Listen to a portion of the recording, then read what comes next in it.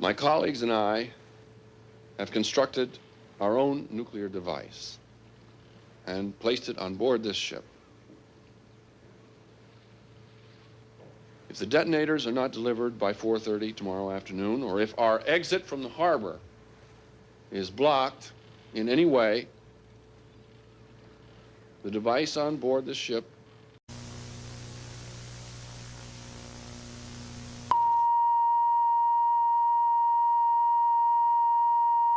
Somebody get me some information, damn it! and believe me, it will illustrate what it is we all have to fear. Apparently.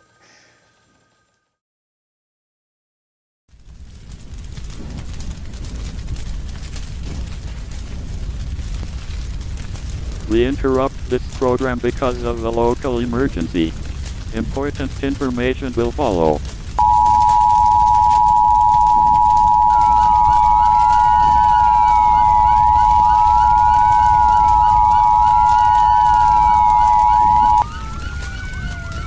We interrupt programming to activate the South Carolina Emergency Broadcast System at the request of the South Carolina Emergency Management Division. At 5:43 p.m. Eastern Daylight Time, a nuclear detonation of indeterminate magnitude took place in Charleston Harbor. Footage from the video feed 2 miles away on USS Yorktown suggests the heart of Charleston is reportedly on fire.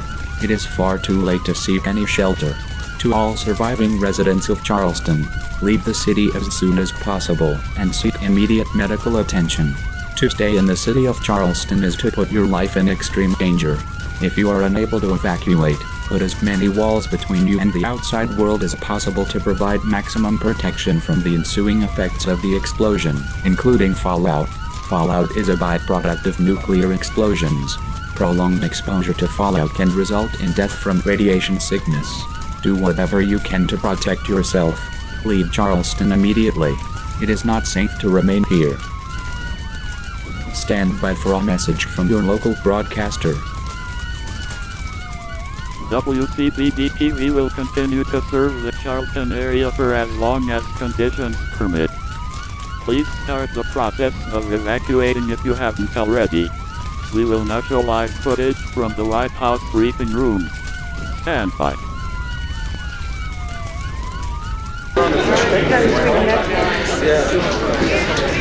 Ladies and gentlemen, we have just received word from Charleston, South Carolina, that a nuclear detonation of undetermined magnitude has just taken place a few moments ago. We don't know anything else, except the damage and injuries are expected to be extensive. The Army is already airlifting support to the area. I'm not going to say any more at this time, until we have a better idea of what exactly has taken place. There's just one last thing. Those who survived are going to need our prayers, just as much as those who didn't.